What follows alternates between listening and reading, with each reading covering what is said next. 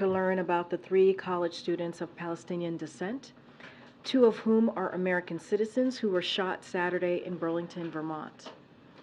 The President continues to receive updates from his team about the ongoing investigation. These students were taking part in a uniquely American tradition, gathering with family and loved ones to celebrate Thanksgiving. They should be back in school with their classmates, not in a hospital room. The President, First Lady, and everyone here at the White House join Americans across the country in praying for their full recovery, and we send our deepest condolences to their families and the broader Palestinian, Arab, and Muslim American communities. While we are waiting for more facts, we know this: there is absolutely no place for violence or hate in America. No person should worry about being targeted while going about their daily lives. And far too many Americans know a family member injured or killed as a result of gun violence. We cannot and we will not accept that. Our thanks go to the Burlington Police Department, the FBI, AFT, and other law enforcement partners for their swift work identifying and arresting a suspect last night. Now on to the news of the day and what you're going to hear from the President in a couple of hours. So I want to say a few words here about what the President has been doing to work in lowering costs. This holiday season, families are seeing lower prices on everyday items from gas to groceries. As holiday shopping starts, shelves are stocked and prices for toys, TVs, and used vehicles are all down from last year. And we just saw record Black Friday sales. In a couple of hours, President Biden will announce 30 new actions to strengthen supply chains and make sure families get the products they need when they need them. That includes creating the Council on Supply Chain Resilience, invoking the Defense Production Act to mitigate drug shortages, making new investments in clean energy and our food systems, and improving supply chain monitoring.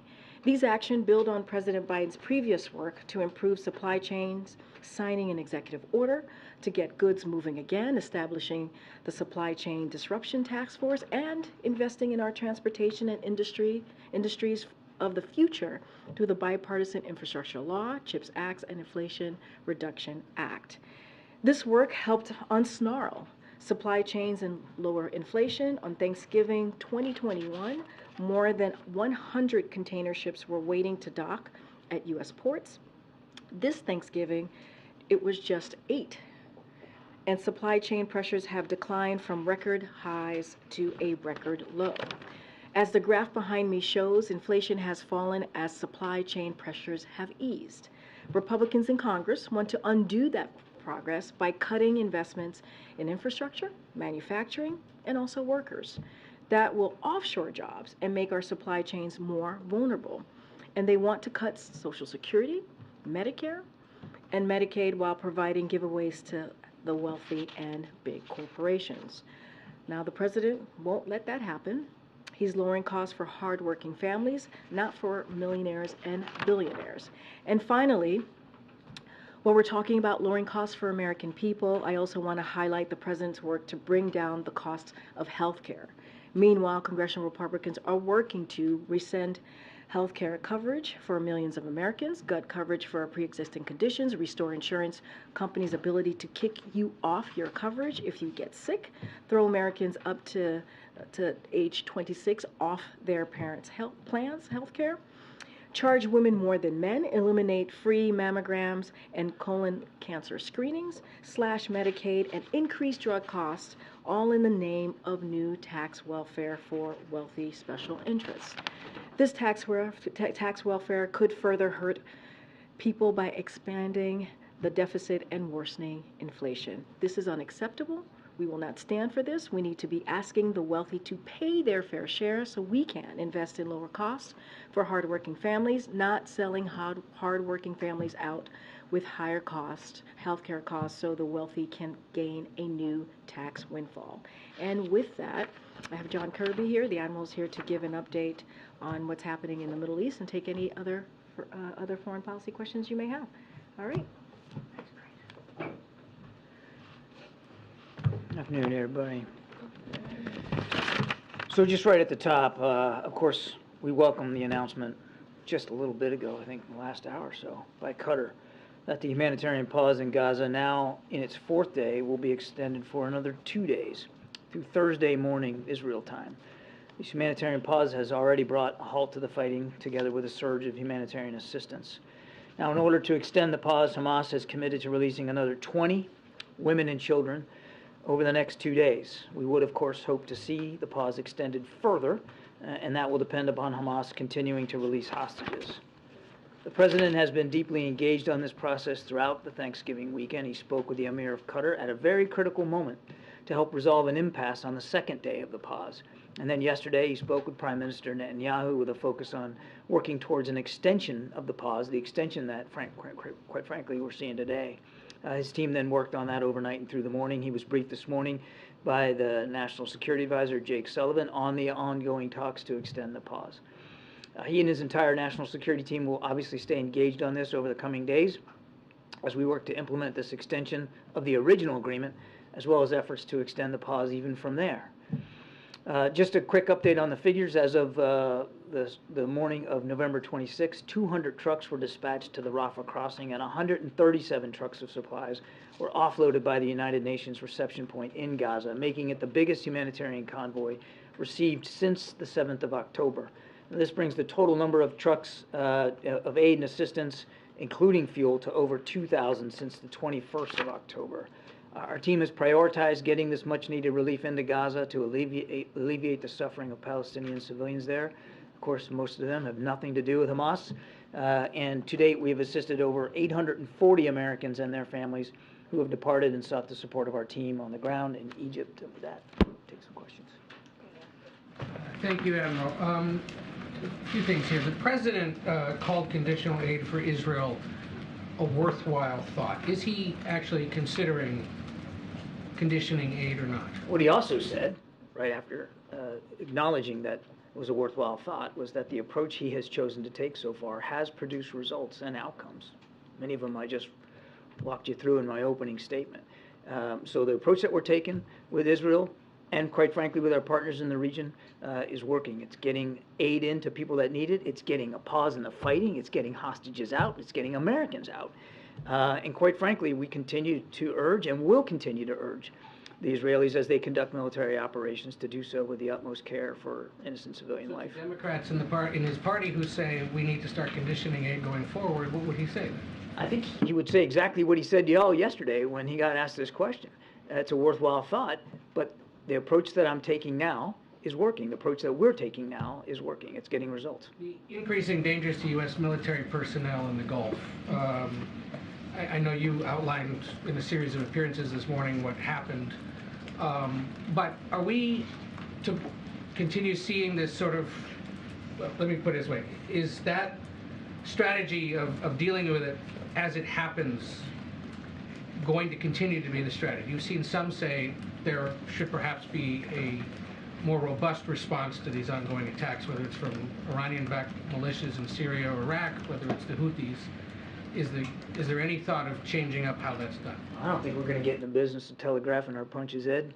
We've responded forcefully against the threats to our forces in Iraq and Syria, and now our forces in the Gulf region, the Gulf of Oman, Gulf of Aden, will continue to do that as appropriate. Is striking in Yemen still an option? Again, I'm not going to telegraph punches. We will take the steps appropriate to protect our troops and our forces in the Middle East region. I would add that the Mason is attached to the USS Eisenhower Carrier Strike Group, which the president dispatched to the region specifically to address the increase in the tensions. Any possibility that Americans will be among the 20 that we release over the next few days? Well, we certainly hope so. I mean, we're going to watch this very, very closely. We're certainly hoping that another batch of hostages gets released today as part of the fourth and final day of the original agreement.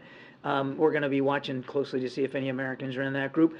As it has come out over the last 3 days, we don't really know until you get into the end game who's going to be actually on that list. And then even then, you got to watch closely to seeing if who's on the list is folks that actually come out. So we're watching and hoping. And you spoke of the president's conversation at a critical moment to break that impasse. Can you talk a little more about what that impasse was and how that was broken in his conversations? I mean, it came down to, you're talking about over the weekend. Yeah. It was really more about the lists and who was on it. And I don't want to get into more detail than that. It's a similar issue to what we faced today. The reason why there's been a little bit of a delay because there was a difference of a view, if you might, over the list, and the fact that mothers were not originally going to be allowed to come out with their children. And that's been resolved. So it really had to do with the who. And very, very quickly, the newly elected leader of Argentina says he's coming to the U.S., also to D.C. Any meetings scheduled with administration officials, with the president, with anybody else while he's here? Yes, President-elect Milei will be coming to Washington, D.C., largely to meet with the IMF and the World Bank over their fiscal and economic issues. But while he's here in town, he'll have a chance to meet with some National Security Council folks, including Jake Sullivan. No plans to meet with the president, right? Like No that. plans to meet with the president. The president will, as you think you know, be on travel in the middle of the week. Thank you. On the remaining Americans who are being held, do you have any more clarity on whether they're being held by Hamas or with one of these other terrorist groups? No. And, all along you've been very clear about concerns that a broader ceasefire would only benefit Hamas. Sullivan was pretty clear yesterday in saying that, Hamas has been able to gain some benefit from this. How concerned are you that the longer this truce lasts, now 6 days, that Hamas will benefit? And how do you weigh that? It's a real risk. You have to expect a group like Hamas, a terrorist group, which clearly doesn't abide by laws of war, will try to take advantage of any pause in the fighting for their own benefit. So we're watching that closely, as well as our Israeli counterparts. You can bet that they're watching that closely. And I don't want to speak for the Israelis, but I mean this is a calculated risk that Prime Minister Netanyahu and his war cabinet are willing to take in order to get those hostages out. So it's a balance. And as you've also heard the Israelis say, that once the pauses are over, they intend to go right back at military operations. And when you say that Hamas has been able to get some benefit so far, is that restocking, resupplying? What does that benefit look like? I would just say that, without getting into intelligence issues, that any pause in the fighting could benefit your enemy in terms of time to refit, to rest your fighters, to rearm them, re-equip them. A pause in the fighting can be seen as a benefit. But I want to stress, and this was always part of the calculus. Any discussion of pauses was always part of the calculus that Hamas might try to benefit from it. But so too have the Israeli people benefited by the return of their loved ones and hostages. So too have the American people benefited now with little Abigail back with her family. So again, it's a balance. Again, I won't speak for the Israeli Defense Forces, but when these pauses are over, then they have made it very clear that they're going to continue to target Hamas leadership. John, how many Americans are still being held hostage, and do you have proof of life? We think the number is, it's less than 10, probably in the neighborhood of, about 8 to 9. But we don't necessarily have firm, solid information on each and every one of them. And why haven't the 2 American women who are with Abigail, what happened with them? Why haven't they been released? Well, we certainly hope that we'll see them in hopefully today. And if not today, certainly over the next couple of days. We want to see them back with their families where they belong as well. The lists are developed by Hamas, and then, of course, the Israelis develop their list of Palestinian prisoners that they're going to release. And we're not involved in the specific drafting of the lists and the determination on Hamas's side of who's going to come out on any given day. Obviously, we want to see those 2 American women released as soon as possible. And the truce being extended 2 days, what happens now? Do you want to get like 3 days next, or a permanent truce? What's the thing? It's like I said in my opening statement, Steve. We're grateful that we've got an extra 2 days to work with here. That'll result in the release of 20 more individuals, yes, women and children. And as I said right at the top, we'd certainly like to see even that extension extended further until all the hostages are released. That's really the goal here: get all the hostages home with their families where they belong, and however long that could take. Mm-hmm. Thank you. Just to follow up on the question about Milei visiting Washington, you mentioned that most of his meetings would be with the IMF, but who will be he meeting at the White House, at the NSC, and what are the expectations of the White House for this meeting? And more broadly, what are the expectations of the president for the relationship between the two nations? I already answered that question. He'll have a chance to meet with Jake Sullivan and potentially other folks here at the NSC. We'll have to see how that shakes out.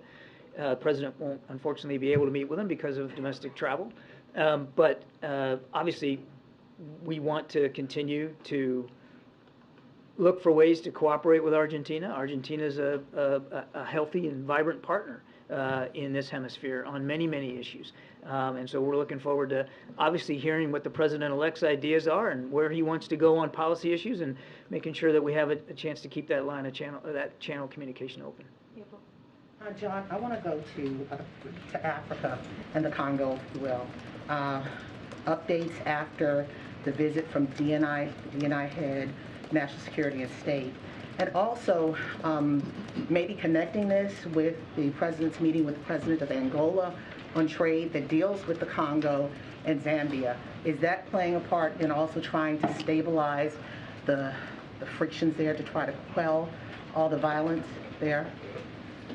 I don't really have an update for you on the Congo, April. The president is looking forward to meeting with the president of Angola later this week on Thursday. There's certainly a wide range of issues to discuss in terms of our bilateral relations and the situation on the continent. I won't get too far ahead of that meeting, but he's looking forward to that. And I will take your question back on specifically on the Congo. I just don't have an update for you. Well, and specifically on the Congo, because there are a lot of people out here trying to find out what's going on, especially it's one of the worst humanitarian crises that has been reported in Africa and all over the world. People are looking for more information on that one as well, please. Yeah, no, I understand. Let me take your question. Yeah. Thank you. John, can you give us a little more details on this upcoming visit of President Lorenzo? Is President Biden excited to receive President Lorenzo, and what more can we expect from this meeting between Joe Biden and President Lorenzo?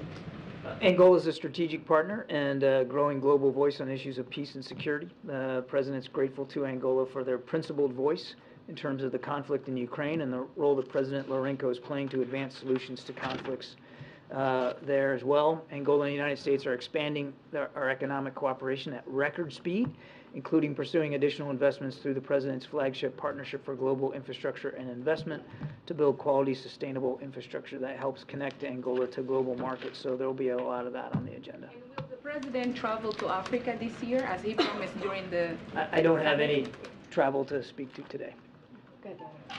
Thanks, Alvaro. Just going back to the extension of the truce, is there any chance, that it could be, further extended, or do you think is it inevitable that, hostilities are going to resume? Do you think?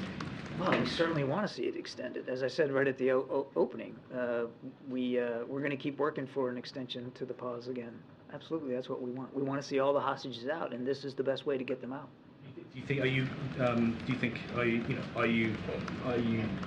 there's any chance that Israel may decide not to? There's any chance that they may halt the offensive, that they're offensive, or? The Israelis have been pretty clear that once the pauses are complete and the hostage exchanges are over, that they intend to continue their military operations against Hamas. John, what has the U.S. learned about how the now returned hostages were treated in captivity?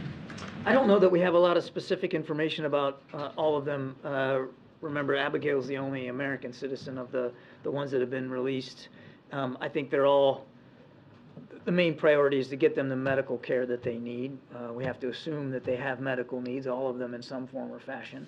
And then getting a chance to get reunited with their families. And then I think at some point, Israeli officials will start to ask them about information about their captivity, but I would leave it to these individuals and the Israeli government to speak to what that looked like. I think it's a safe assumption. I mean, they were taken against their will and in violent circumstances, that this had to have been a harrowing experience for them. We also have to assume that the conditions in which they were being held were obviously less than ideal, given what Hamas has proven capable of doing. But I just don't have a whole lot of specific information on each and every one.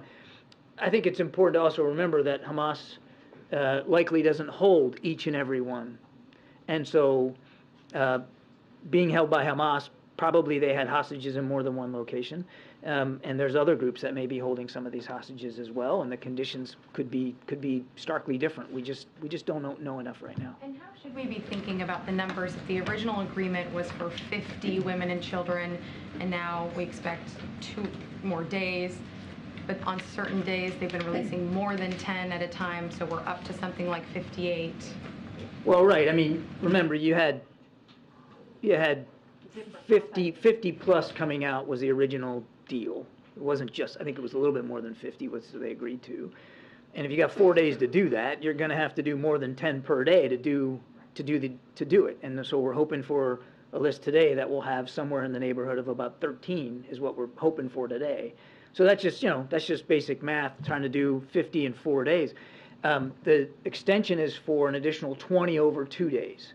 And so we'll see how that shakes out. And then finally, what does the 2-day extension mean for getting more aid into Gaza, and what will the U.S. be able to help facilitate in terms of those 48 hours? It's a great question. With every single day, and this is the part of this hostage deal that probably doesn't get as much attention as it deserves, it has allowed for a surge of humanitarian assistance into Gaza. I just gave you the numbers today, 200 trucks just today.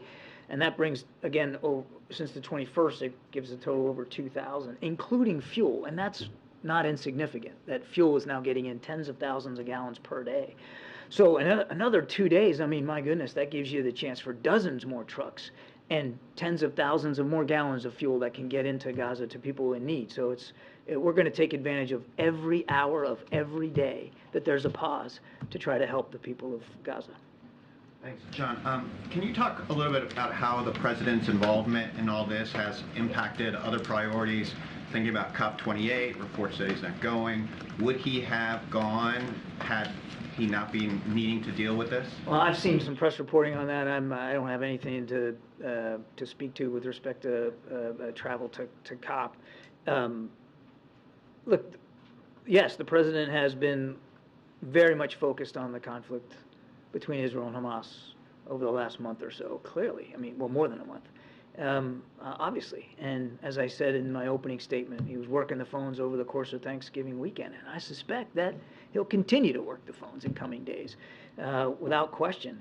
But at the same time, he's also working across a range of issues. I mean, Karine just laid out for you what he's doing on the economic front here at home, and in the middle of meeting with President Xi in San Francisco, he was also calling the Emir of Qatar and Prime Minister Netanyahu, but didn't stop him from dealing with issues of Indo-Pacific security. He's the commander-in-chief, which means he has global responsibilities, and the president is more than capable of handling them on any given day.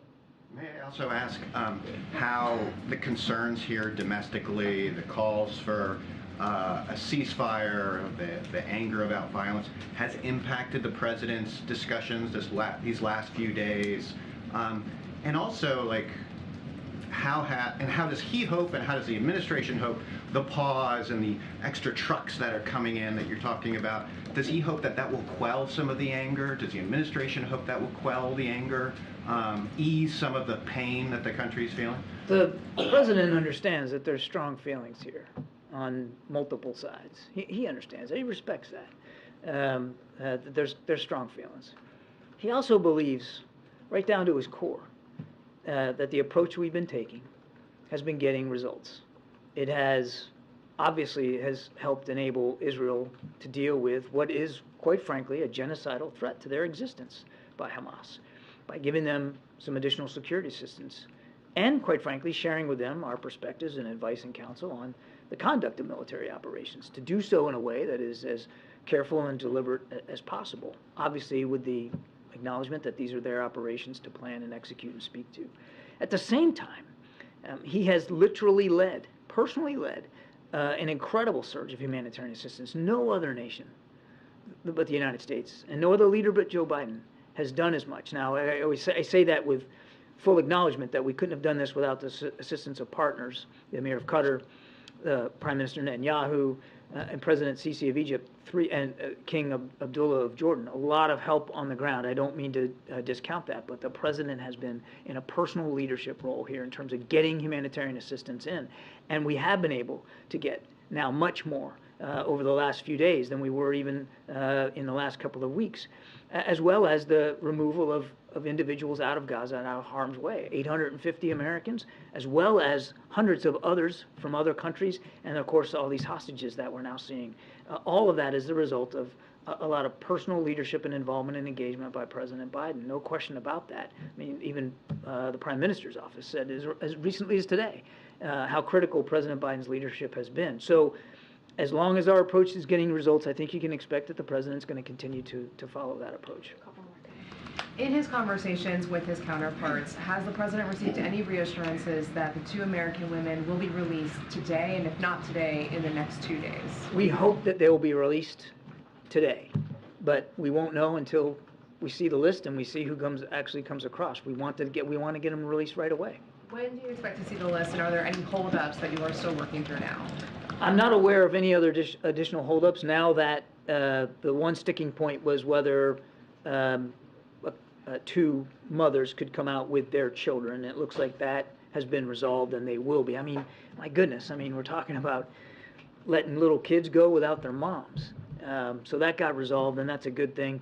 But again, we'll have to see. We won't really know who comes out, regardless of the list itself, until you actually get them on the other side, on the receiving end, and can identify them and know, in fact, that who you have is who you thought you would have. Do you have any information on the conditions of the other American hostages?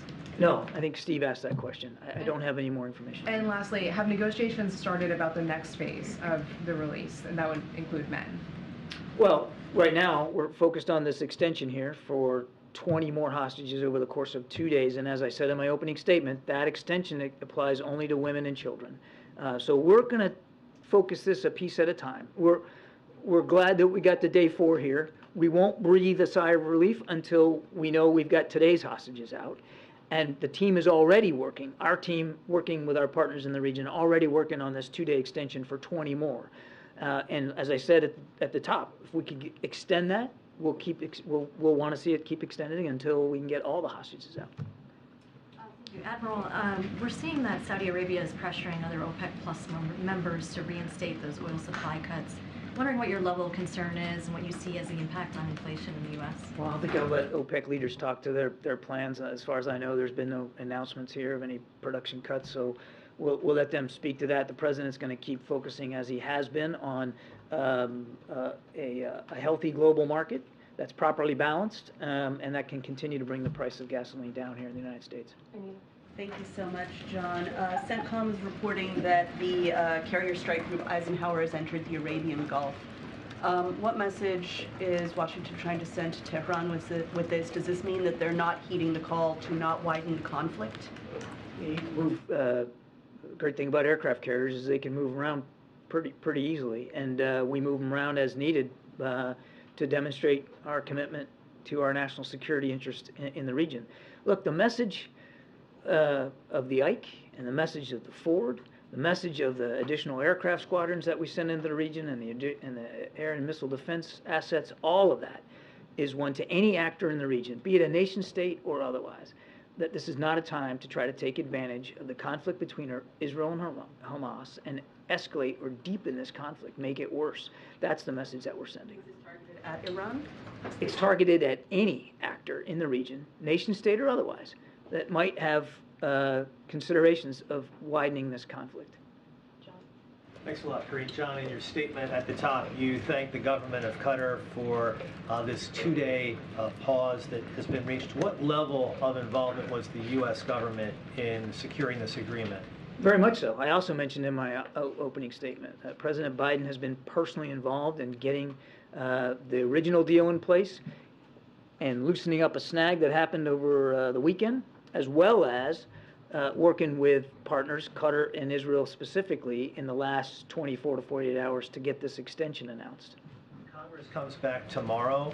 What's the priority level for securing those aid packages for both Israel and Ukraine? Very, very high, John. I mean, we desperately need the supplemental funding that the president asked for.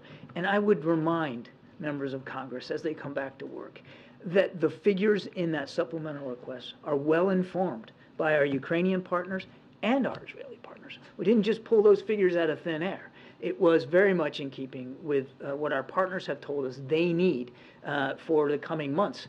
And in both cases, the runway keeps getting shorter and shorter. You've seen that in the case of Ukraine, the drawdown packages that we've been providing are now at smaller increments in terms of how much money is being allocated, because we just don't have the flexibility that we once had in terms of the amount of aid that can be given in each and every package.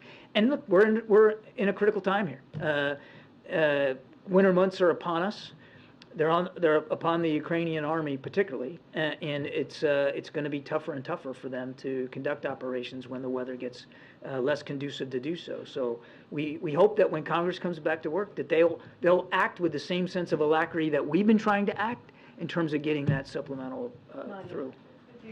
There was reports saying that the president said that he's sorry and he's disappointed in himself after meeting with the Muslim leaders. Do you think that the president could have done more to show sympathy towards Palestinian civilians or being seen as even-handed? I'm not going to discuss reports of private meetings. As I said earlier, the president understands there's strong feelings here on all sides. And as he's also said publicly, he doesn't want to see any more innocent civilians killed or wounded as a result of the fighting in Gaza. Not one. I mean, the right number of civilian casualties is 0. We understand there have been many, many thousands of them. And we understand that with each and every one of those data points is a grieving family. The president understands that.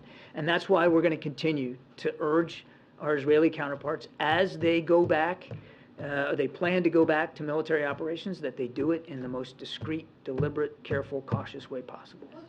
The declared aim of this war by the Israelis is to destroy Hamas and to kill its leaders. One of its leaders is Yahya Sinwar. He's the guy who signs on the hostage deal. Yeah, I know he is. Can you explain this complexity of, on one hand, Israel wanted him dead, but at the same time, he's the one who decides how many hostages are going to be released. I mean, just help us to understand how complex is that, and is this a way to? Is this like a strategy to keep from Hamas to keep on releasing less hostages on the hope that he won't be targeted or will be... You're asking me to kind of get into the psychology of Hamas, and I'm just not going to do that. What I can tell you is that the Israelis have a right and a responsibility to go after this threat posed by Hamas, and certainly as a part of doing that, to go after their leadership, which they have done. And they have talked about the leadership that they have been able to take off the battlefield of Hamas. It's a strategy that we executed ourselves against ISIS and against Al-Qaeda. There's a logic to going after the leadership of a network. But in the meantime, there are Hamas political leaders that Qatar has connections with and communications with that they are working with to secure the release of these hostages. Thanks, Karine. Just to follow up on the worthwhile thought remark that the president made, I understand he also said he's standing by his approach, but was he saying that he's open to conditioning aid in the future as well, given that this is something he described in that way? I'm not going to get ahead of the president on this. I think he was very clear.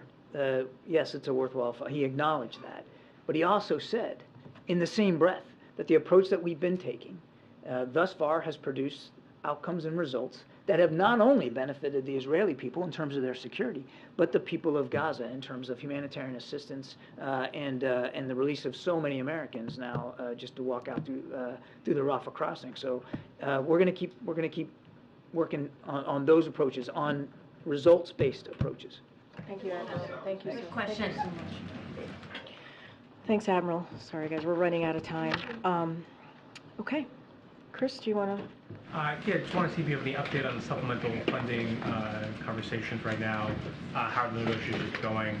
When do you have a resolution? So I certainly don't have an update. That is, conversations obviously are happening on the Hill on the supplemental funding. I think you just heard that it's a priority for us, both the domestic and also the national security. We've made very clear that those are emergency asks that we have. that we put in front of Congress, and so we're going to continue to make that very clear. Just don't have any updates for you at this time. And you started the briefing by talking about the shooting of the 3 men in Vermont. The White House has started, efforts to fight anti-Semitism, Islamophobia, and what more can you say about those efforts, given that we're continuing to see, allegations of hate crimes pop up? No, it's a great question, and what we're seeing, these hate crimes popping up is very concerning, obviously, to us, and this is something that the president, from very early of his administration, has taken on. When you think about groups who are under attack, and the president has said it is unacceptable. It is unacceptable. People should be able to live their lives, as I said at the top. And so we've taken a number of actions, this administration, recently to address the alarming rise of reported anti-Semitism and also Islamophobia. And we've talked about it over the past couple of weeks, but in recent months, DOJ published an updated threat response guide from the FBI aimed at telling people what steps to take if they receive a threat. The Department of Education released new resources aimed at addressing anti-Semitism and Islamophobia on college campuses, and that is also for not just college campuses, but from P through 12 schools as well. We also established the first ever national strategy to counter Islamophobia, and earlier this year, we released the national strategy to counter anti-Semitism. So this remains a top priority for this president, and we will do everything that we can so that Americans who feel safe in their communities and are not under attack. I'm just going to continue to go around. Go ahead. Is the White House open to attaching any border policy changes to a supplemental to get it passed? So I'm not going to negotiate from here. We've made very clear that our supplemental request as it relates to national security, how important it is. And why we think it's important, and we've laid that out, had conversations with members of Congress. Obviously, there was H.R. 2 that was introduced by the House, and we said we did not agree with that. And Senate Republicans put forth a similar, I think exactly the same proposal. We did not agree with that. As it relates to negotiations that are currently happening in Senate with senators, right, both Republicans and Democrats, we're just not going to negotiate from here. But is it a non-starter? Would the White House not even entertain a border policy change? I'm just not going to get into negotiating from the podium. On the climate summit, the president attended COP in 2021, in 2022. Why not attend this year? And if he's not attending, will he be participating in some other form, like attending virtually? So don't have anything more to add to what the Admiral said at the podium as it relates to COP28. What I will say is that we're going to have a robust representation, obviously, and we expect to have a productive, it'll be productive. So we'll have Special Envoy John Kerry, National Climate Advisor Ali Zaidi, and Senior Advisor John Podesta, among others. We'll continue to build on the administration's historic actions to tackle the climate crisis. President Biden, as you all know, you've heard us say this over and over again, we believe led and has delivered the most ambitious climate agenda in history, both at home and obviously abroad, and we've been doing this since day one. So he's secured the largest climate investment ever, putting the U.S. on path to cut climate pollution in half by 2030, which is something we believe that we are on track on doing, protecting more than 21 million acres of public lands and waters. And so he's going to continue to rally not just world leaders, but obviously rally here as well, and make sure that we put his climate ambition actions in the forefront. I just don't have any travel updates to announce at this time. Go ahead, Steve. Details of the Carter event tomorrow. Will the president make remarks? Will he see Jimmy Carter? So I do have a couple of things to say about that. As you know, the president and the first lady and the vice president and the second gentleman are going to be attending tomorrow, the event tomorrow. As it relates to what the president's going to be doing, so certainly we're going to refer you to the Carter Center and the Carter family for specific details on the tribute service they have planned for the former First Lady, Rosalynn Carter. The president and the First Lady obviously will not be delivering remarks, but as to anybody else speaking, we would refer you to certainly to the Carter Center. and as if the former president's going to be in attendance, again, we refer you to the Carter Center, but the president and the First Lady certainly look forward to being there and to offering their condolences and participating in the event by attending. Okay, Karen. Thanks, Karine. The president spoke yesterday with members of Abigail and Don's family. Can you tell us what that conversation was like for him? So look, you heard from my NSC colleague, the Admiral, about, and you heard from the President. You heard from the President yesterday speak to the importance of getting Abigail home. As you know, she celebrated her 4th birthday while she was in captivity, and how important he believed it was to get her home, but also the American hostages who are being held, and also American hostages who are being held more broadly globally.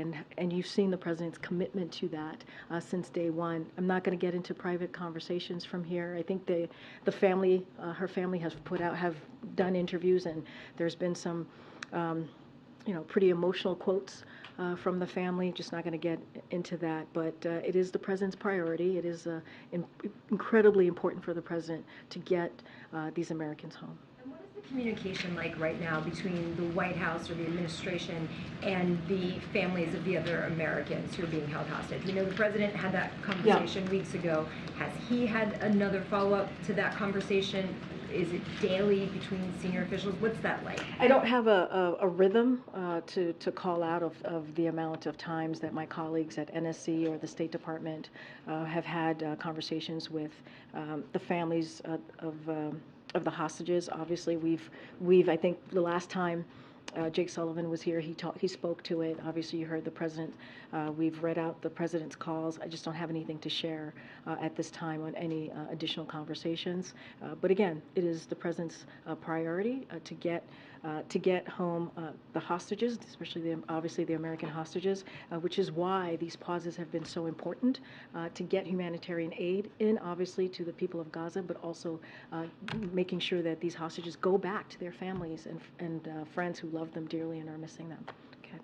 Karine, the supply chain announcements today are rooted in all the issues that came up back in 2020, 2021, when a lot of it was rooted in shipping and holiday shopping and whatnot. I'm curious, does the president or First Lady do any online shopping? Have they had any, no, seriously, have they had any personal experience with the frustrations that American consumers across the country felt in recent years? So agree, there's been some frustrations that obviously that the American consumers have felt recently, which is why we took those actions. You just listed them out, and they've been beneficial. I've talked about the containers where we were 2 years ago, where 100 containers were declined, and now we're at 8. Right? I talked about October 2021, as you just mentioned, to October 23, and how supply chain pressures, how much they hurt the economy, which is why the president continues to make these announcements. This is what you're going to hear from the president at 2 o'clock. Look, I can't speak to the president or the First Lady's shopping strategy, how they go about it, but they understand what Americans are feeling. That's why we keep talking about lowering costs. That's why we're talking about something that's so important, like supply chain, as it affects the economy. But look, what we believe is the president's action, the actions that he's taken has worked. And we see that with the holiday season, right, with families and how we've seen lower prices coming down.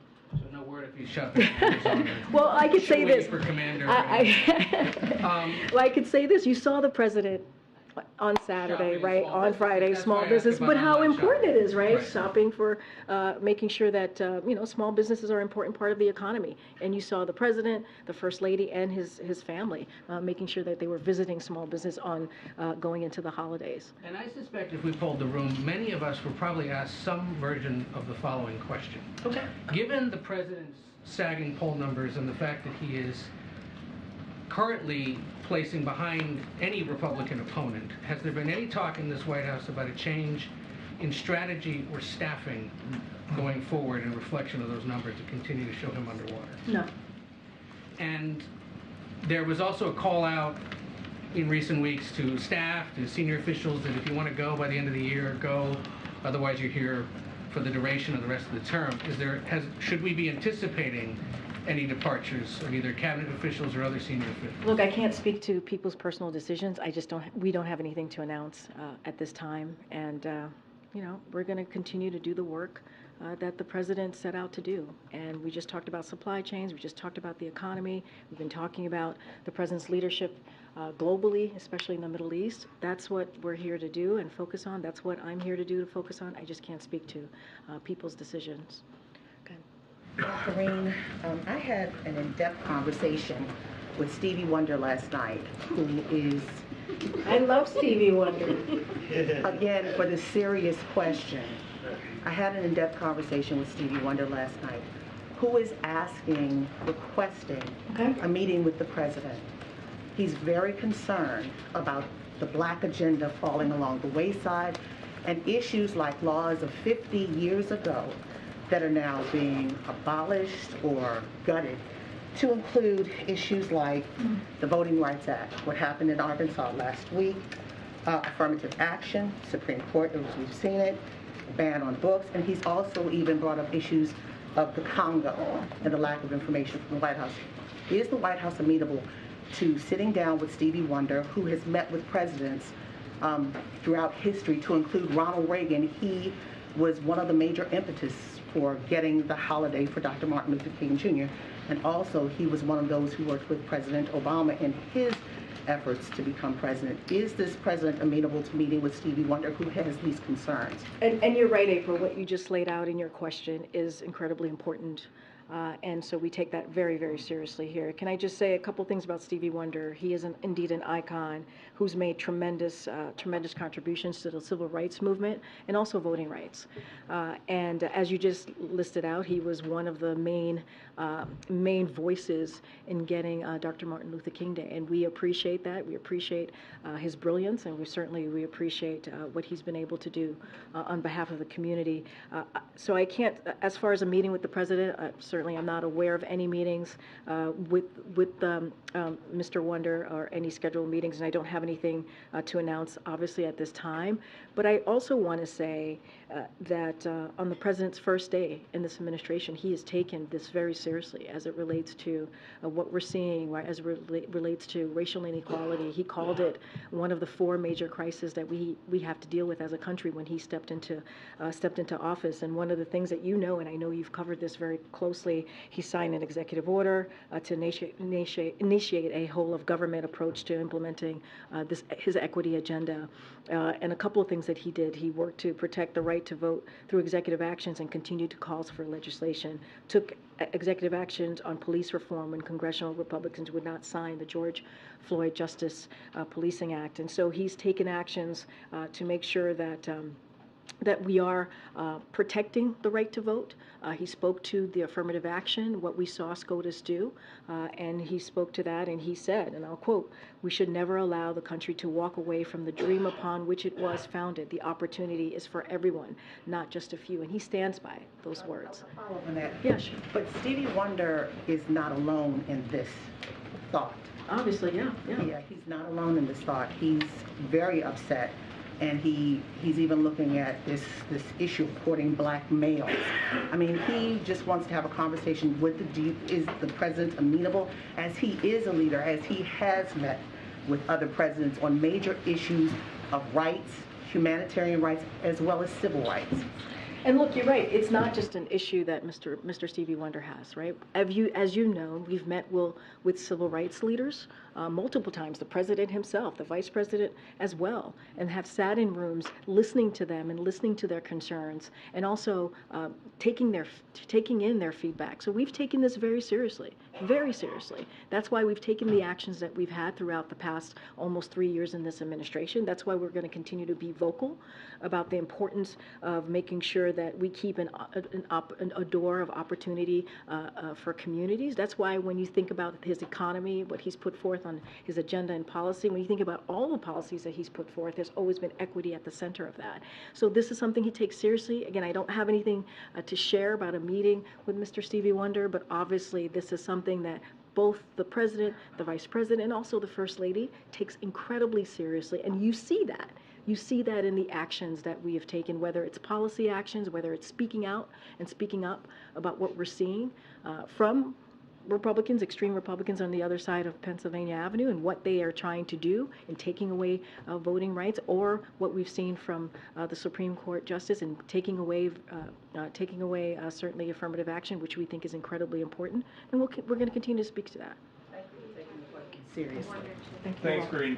On lowering prices, you said earlier that the actions the president has taken have worked. So is it your sense that when people were home for Thanksgiving, catching up with their family members, they were saying to each other, can you believe how much more affordable things have gotten? So honestly, I wouldn't, I hear the question, but I want to make sure this is very clear. We take that very seriously. We take what families, the decisions that they make at their kitchen table, whether it's during Thanksgiving or whether it is every month as they're trying to make hard decisions about how they move forward with taking care of their family. We take that very seriously. It's not a joke to us. It is important to us. This is the president who talks about it in a very personal way when he talks about what families have to go through, working families, middle-class families, and that's why he's taking actions that he has. And so, look, the fact is, the data shows that the economy is improving. The data shows that households remain in a strong financial position. Household wealth is at a record high, with lower income households seeing the largest gain since the pandemic. Those are indeed what we're seeing.